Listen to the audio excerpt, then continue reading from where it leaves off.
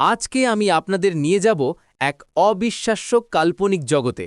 এটি সম্পূর্ণ কাল্পনিক গল্প, বাস্তবতার সাথে কোনো সম্পর্ক নেই। एक पुराना वीरान घर, धूल से भरी एक डायरी और रहस्यों से भरे पन्ने जो सच्चाई की तरफ ले जाते हैं। आज मैं आपको ले चलूंगा एक ऐसी कहानी में जहां हर पन्ना एक नई पहेली है, हर शब्द एक नया सुराग है। कोलकाता के एक छोटे से गली में खड़ा था ये घर, सालों से बंद, दीवारों पर काई जमी हुई और खिड़कियों पर मकड़ी के जाले। लोग कहते थे कि यहाँ कोई भूत रहता है, लेकिन अर्जुन और प्रिया को भूतों में यकीन नहीं था। वे दोनों कॉलेज के दोस्त थे और पुराने घरों की हिस्ट्री जानना उन्हें बहुत पसंद था। एक शाम जब बारिश हो रही थी, वे दोनों इस घर के सामने रुके। चलो अंदर देखते हैं, अर्जुन ने कहा। प्रिया थोड़ी डरी हुई थी, लेकिन क्यूरियोसिटी ज्यादा थी। घर का दरवाजा आधा खुला था, जैसे किसी ने उन्हें बुलाया हो। अंदर जाते ही उन्हें एक अजीब सी खुशबू आई, पुराने कागजों की, धूल की और कुछ और जो वे पहचान नहीं पा रहे थे। सीढ़ियों की आवाज गूंज रही थी जब वे ऊपर गए। पहली मंजिल पर एक कमरा था जिसमें एक पुरानी मेज पड़ी थी और वहीं मेज के नीचे धूल से ढकी हुई एक डायरी मिली। प्रिया ने उसे उठाया तो देखा कि कवर पे लिखा था रमेश चंद्र बोस 1945। ये डायरी 80 साल पुरानी थी। पहला पन्ना खोलते ही उन्हें एक अजीब सी बात दिखी। ये कोई नॉर्मल डायरी नहीं थी। हर पेज पर एक रिडल लिखी थी और हर रिडल के नीचे एक छोटा सा मैसेज था। पहली रिडल कुछ इस तरह थी, जो दिखता है वो सच नहीं, जो छुपा है वही असली खजाना है। 3 कदम पूरब, 2 कदम उत्तर, वहां मिलेगा अगला सुराग। अर्जुन और प्रिया ने एक दूसरे की तरफ देखा। ये तो एक ट्रेजर हंट जैसा लग रहा था। उन्होंने तुरंत 3 कदम पूर्व और 2 कदम उत्तर चलकर देखा। वहां फर्श पर एक लूज टाइल था। उसे हटाने पर उन्हें एक छोटा सा कागज मिला जिस पर लिखा था, डायरी का दूसरा पन्ना देखो। दूसरे पन्ने पर लिखा था, रमेश बाबू का असली नाम कुछ और था। वे एक फ्रीडम फाइटर थे और अंग्रेजों से छुप रहे थे। इस घर में उन्होंने कई इंपॉर्टेंट डॉक्यूमेंट्स छुपाए थे।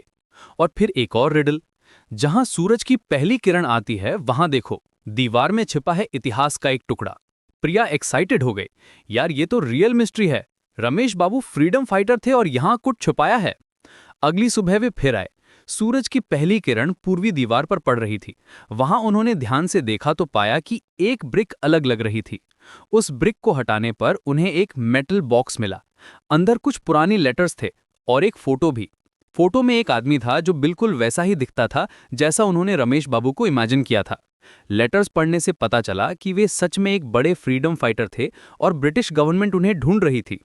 डायरी के तीसरे पन्ने पर लिखा था, मेरा असली नाम सुभाष चंद्र बोस है। हाँ, वही सुभाष जिसे लोग नेताजी कहते हैं, लेकिन ये सीक्रेट है। मैं यहाँ छुप रहा हूं क्योंकि अंग्रेज मुझे पकड़ना चाहते हैं। ये पढ़कर अर्जुन और प्रिया का मुंह खुला रह गया। क्या ये सच में नेताजी का सेफ हाउस था? अगली रिडल और भी इंटरेस्टिंग थी। जब चांद पूरा होता है तब बेसमेंट की दीवार पर एक शैडो बनती है। उस शैडो के नीचे मिलेगा सबसे बड़ा राज। उस रात पूर्णिमा थी। वे दोनों रात को घर गए और बेसमेंट में गए। वहां मूनलाइट से एक अजीब सी शैडो बन रही थी जो एक एरो की तरह दिख रही थी।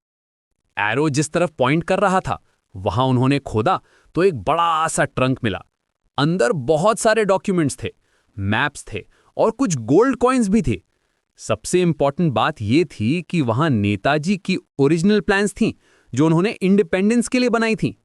डायरी के आखिरी पन्ने पर लिखा था कि अगर कोई ये सब पढ़ रहा है तो समझ जाओ कि मैं अब इस दुनिया में नहीं हूं, लेकिन मेरा काम अधूरा नहीं रहना चाहिए।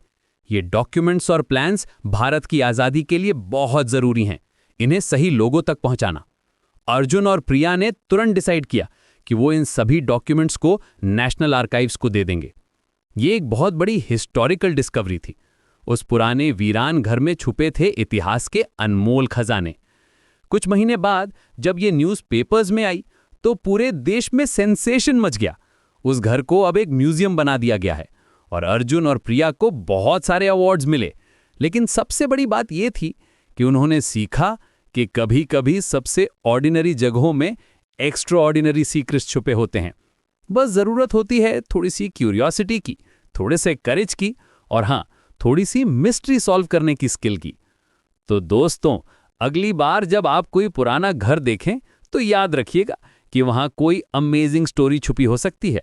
हिस्ट्री हमारे आसपास ही कहीं वेट कर रही है, बस हमें उसे ढूंढने की जरूरत है। तो दोस्तों, आज का ये सेगमेंट यहीं समाप्त होता है। उम्मीद करता हूं कि आपको ये जानकारी पसंद आई होगी और कुछ नया सीखने को मिला होगा। कल फिर मिलेंगे एक नए एपिसोड के साथ, जहां हम और भी दिलचस्प टॉपिक्स पर बात करेंगे। तब तक के लिए अपना ख्याल रखिए और सीखते रहिए। अगर आपको आज का कंटेंट अच्छा लगा है तो प्लीज़ लाइक करना ना भूलें और हमारे चैनल को सब्सक्राइब भी कर दीजिए।